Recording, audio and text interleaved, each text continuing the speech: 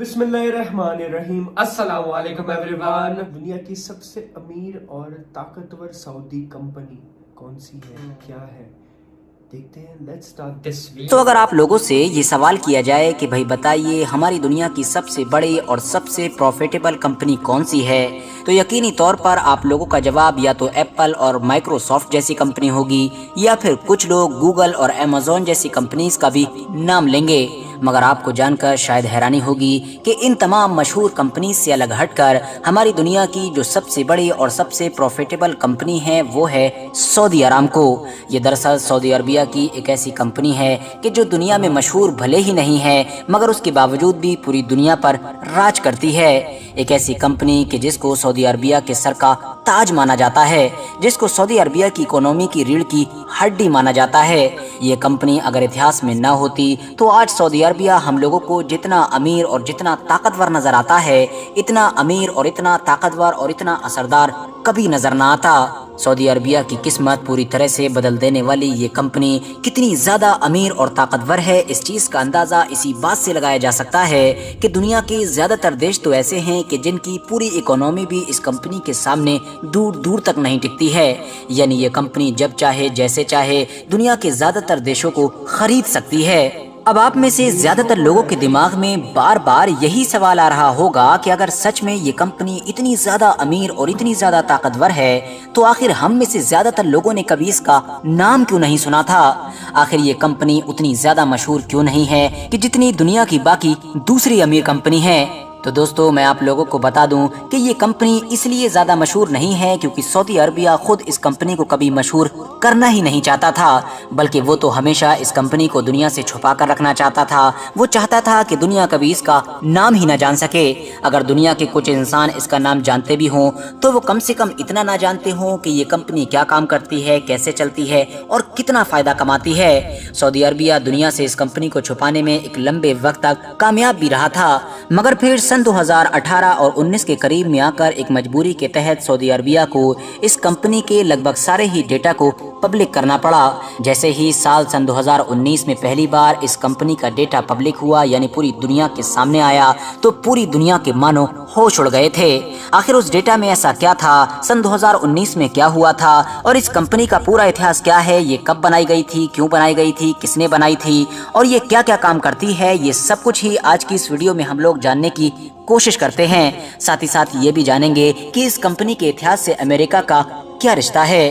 दरअसल दोस्तों Saudi Aramco Saudi Arabia के मशहूर शहर तेहरान में मौजूद पेट्रोलियम और नेचुरल गैस की एक ऐसी कंपनी है कि जो आज के दौर में दुनिया की सबसे बड़ी ऑयल सप्लायर कंपनी के तौर पर जानी जाती है।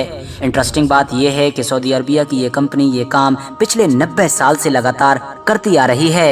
एक्सपर्ट्स बताते हैं कि ये कंपनी हर दिन average 1 crore barrel crude oil produce करती है। मगर इन तमाम चीज़ों के बावजूद भी, जैसा कि मैंने आपको पहले ही बताया कि इस कंपनी के फायदे के बारे में और इस कंपनी की अमीरी के बारे में दुनिया पूरी तरीके से नावाकिफ थी। और ऐसा क्यों था, ये भी हम लोगों को इस कंपनी के इतिहास से पता चलेगा।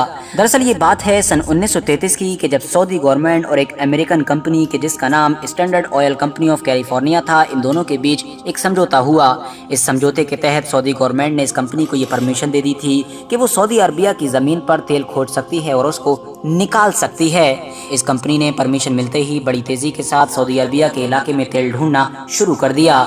शुरू के 5 सालों में तो इस कंपनी को कुछ हाथ ना लगा, मगर फिर 1938 के करीब में इस कंपनी को तेहरान शहर के आसपास में तेल का एक कुआं मिल गया, जिसके बाद इसने वहां से तेल निकालना शुरू कर दिया। ये तो बस शुरुआत थी, क्योंकि इसके बाद लगातार इस कंपनी को अलग अलग इलाकों में तेल के कुएं मिलना शुरू हुए और इसने ज्यादा से ज्यादा तेल निकाल कर फायदा कमाना शुरू कर दिया था। ये फायदा धीरे धीरे इतना बढ़ता गया कि 1944 आते आते इस कंपनी का नाम भी बदल दिया गया और अब इसका नया नाम था अरामको, जिसका मतलब था अरेबियन अमेरिकन ऑयल कंपनी। 1950 का जब दौर आया तो ये कंपनी अच्छी खासी अमीर हो चुकी थी और हर दिन लगभग 5 लाख बैरल के करीब क्रूड ऑयल प्रोड्यूस किया करती थी। 1950 के साल ही में इस कंपनी ने एक और स्टेप लिया और 1720 किलोमीटर के करीब एक लंबी पाइपलाइन बनाने का फैसला किया। ये उस दौर में दुनिया की सबसे लंबी पाइपलाइन थी। इस पाइपलाइन को सऊदी अरबिया के सेंट्रल इलाके से लेबनान के बॉर्डर तक ले जाया गया था। इस पाइपलाइन का मकसद ये था कि सऊदी अरबिया के सारे तेल को यूरोपियन देशों में कम वक्त में और कम खर्चे के साथ पहुंचाया जा सके। कंपनी की तरफ से एक के बाद एक लगातार जब इस तरह के फैसले भी लिए जाने लगे तो मानो इस कंपनी ने उस स्पीड के साथ तरक्की करना शुरू की कि जिसके बारे में किसी ने सोचा भी नहीं था। अगले कुछ सालों में ही इस कंपनी की किस्मत पूरी तरह से बदल चुकी थी। कंपनी को इतनी तेजी के साथ तरक्की करते हुए और इतनी तेजी के साथ अमीर बनते हुए देखकर अब सऊदी अरबिया की गवर्नमेंट ने भी इस कंपनी के ऊपर नजर बनाना शुरू कर दी थी।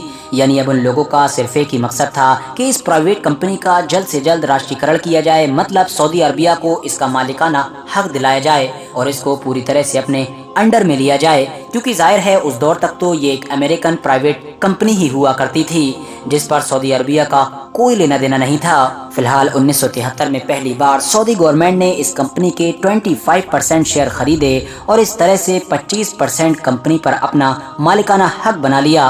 1974 में 35% और खरीदे और फिर 1976 आते आते 40% और खरीद लिए और इस तरह से अब फाइनली सऊदी गवर्नमेंट इस कंपनी के 90% से भी ज्यादा हिस्से की मालिक बन चुकी थी। 1988 आते आते तो सऊदी गवर्नमेंट ने इसका नाम भी बदल दिया था और वो कंपनी जो पहले सिर्फ अरामको हुआ करती थी अब सऊदी अरामको हो चुकी थी। मगर दिलचस्प बात ये है कि वक्त के साथ साथ जैसे जैसे इस कंपनी ने तरक्की की ऊंचाइयों को छुआ और ये अमीर से अमीर और ताकतवर से ताकतवर होती जा रही थी, वैसे वैसे दूसरी तरफ सऊदी गवर्नमेंट इसको उतना ही ज्यादा खुफिया रख रही थी। 2019 तक तो सऊदी गवर्नमेंट ने इस कंपनी के अंदर क्या चल रहा है इससे रिलेटेड कोई भी चीज बाहर आने ही नहीं दी थी। लोग इसकी वैल्यू भी नहीं जानते थे। ज्यादातर लोगों ने तो कभी इसका नाम भी नहीं सुना था और जो लोग इसका नाम जानते भी थे तो उनको इस कंपनी की वैल्यू का बिल्कुल अंदाजा नहीं था। कोई नहीं जानता था कि ये कंपनी इतनी ज्यादा अमीर है और इतना ज्यादा प्रॉफिट कमाती है। मगर फिर सन 2019 में दुनिया के लोगों को उस वक्त इस कंपनी के बारे में सब कुछ पता चला कि जब इतिहास में पहली बार इस कंपनी ने अपनी फाइनेंशियल परफॉर्मेंस को पब्लिक किया। दरअसल मैटर ये था कि सन 2019 में सऊदी अरामको अपना IPO लाना चाहती थी। अब वजह यह है कि जब भी कोई कंपनी अपना IPO लॉन्च करती है तो उसको पूरी दुनिया के सामने अपनी फाइनेंशियल परफॉर्मेंस जरूर दिखाना पड़ती है ताकि उस फाइनेंशियल कंडीशन को देखकर ही लोग ज्यादा से ज्यादा उस कंपनी में पैसा इन्वेस्ट करें। जब सन 2019 में IPO लाने से पहले सऊदी अरामको को अपनी पूरी फाइनेंशियल स्टेटमेंट दिखाना पड़ी तो लोगों के होश उड़ गए, क्योंकि लोग ये सोचकर हैरान थे कि जिस सऊदी अरामको के बारे में वो कभी ना तो पढ़ा करते थे और न ही कभी इस पर ध्यान दिया करते थे, वो तो दरअसल न सिर्फ दुनिया की सबसे बड़ी बल्कि सबसे प्रॉफिटेबल कंपनी है। माइक्रोसॉफ्ट, गूगल, अमेज़न और एप्पल जैसी कंपनी उसके दूर दूर तक नजर नहीं आ रही हैं। बल्कि कई मामलों में तो ऐसी कंडीशन भी निकलकर सामने आ रही थी कि इन सारी मशहूर कंपनियों को अगर एक जगह पर इकट्ठा कर लिया जाए तो ये सारी कंपनी मिलकर भी इस कंपनी यानी कि सऊदी अरामको का मुकाबला नहीं कर पा रही थी। लोगों की इसी हैरानगी का नतीजा था कि जब इस कंपनी ने अपने IPO लॉन्च करे तो उसमें भी इस कंपनी ने सारे रिकॉर्ड तोड़ दिए। लोगों ने जिस तरह से बढ़ चढ़कर इसमें इन्वेस्ट किया, इस तरह का माहौल पहले किसी भी कंपनी के बारे में देखने को नहीं मिला था। मगर दोस्तों, जैसा कि हमने शुरू में ही जाना कि बुनियादी तौर पर इस कंपनी का जो काम है वो दरअसल पेट्रोलियम और क्रूड ऑयल से जुड़ा हुआ है, तो इसीलिए इस कंपनी का प्रॉफिट भी इसी चीज पर डिपेंड होता है। अगर दुनिया में क्रूड ऑयल की कीमत ऊपर जाती है तो जाहिर है इस कंपनी का प्रॉफिट भी और तेजी के साथ बढ़ने लगता है, और अगर तेल की यही कीमत नीचे को जाने लगती है तो फिर ये कंपनी भी घाटे में जाने लगती है। तो आसान शब्दों में अब हम ये कह सकते हैं कि इस कंपनी का फ्यूचर भी तेल के फ्यूचर पर ही डिपेंड है। साथ ही साथ जैसा कि मैंने पहले ही बताया कि ये कंपनी बहुत ज्यादा अमीर है और सऊदी अरबिया की इकोनॉमी पर एक बड़ा असर रखती है, तो इसीलिए अगर फ्यूचर में ये कंपनी ज्यादा तरक्की करती है या फिर लॉस में जाती है तो उसका सीधा सा असर सऊदी अरबिया की इकोनॉमी पर भी देखने को मिलेगा। यही वजह है कि सऊदी अरबिया के प्रिंस यानी कि मोहम्मद बिन सलमान इस कंपनी को लेकर पिछले कुछ सालों में कई बड़े बड़े कदम उठाते हुए नजर आ रहे हैं। वो ये कोशिश कर रहे हैं कि जल्द से जल्द इस कंपनी को तेल और गैस जैसी चीजों से अलग हटकर दूसरे फील्ड्स में भी उतारा जाए। साथ ही साथ ये कंपनी सिर्फ सऊदी अरबिया में ही नहीं बल्कि सऊदी अरबिया के बाहर भी हर चीज में बढ़ चढ़ कर हिस्सा ले और अपने ज्यादा से ज्यादा बिजनेस को इंटरनेशनल बनाए। और इन सारी ही चीजों का असर अब साफ तौर पर नजर भी आने लगा है, क्योंकि ये कंपनी पहले से बहुत ज्यादा डाइवर्स और बड़ी होती जा रही है। फिलहाल दोस्तों आज की अपनी वीडियो को हम यहीं पर खत्म करते हैं। वीडियो पसंद आने पर न सिर्फ वीडियो को लाइक करें बल्कि अपने फ्रेंड्स के साथ भी जरूर शेयर करें। Reaction on the richest company over the world, जो वर्ल्ड को चलाती है।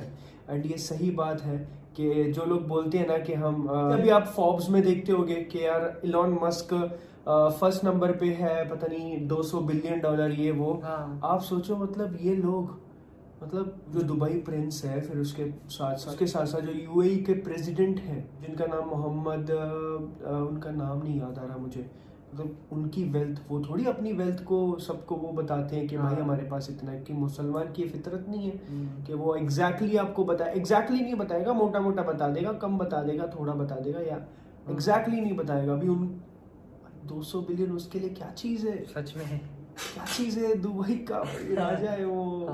और उसके बाद सऊदी प्रिंस भाई, 1 crore barrel, 1 crore crude oil के बैरल्स, उसकी कीमत सोचो कितनी होगी, 1 करोड़ बैरल। सच में एक बैरल की कीमत इतनी ज्यादा है तो 1 करोड़ भाई, वो भी डेली प्रोड्यूस कर रहा है, एक हाँ। दिन में 1 करोड़ बैरल। भाई। ये जो अमाउंट है ना वो डायरेक्ट इधर से खोपड़ी से पार है। सच है। 1 करोड़ लोगों की खोपड़ी में भी उतनी अमाउंट नहीं आएगी जितनी वो अमाउंट है। हाँ। वो एक दिन की अमाउंट है, वो इतने सालों से वर्क कर रहे हैं उसका, सोचो भाई साहब, अलग लेवल। सो आपका क्या कहना है इसके ऊपर जरूर बताइए कमेंट सेक्शन में अपने अपने ब्यूटीफुल कमेंट्स। तो मिलते हैं अगले वीडियो में, bye bye, take care, see you.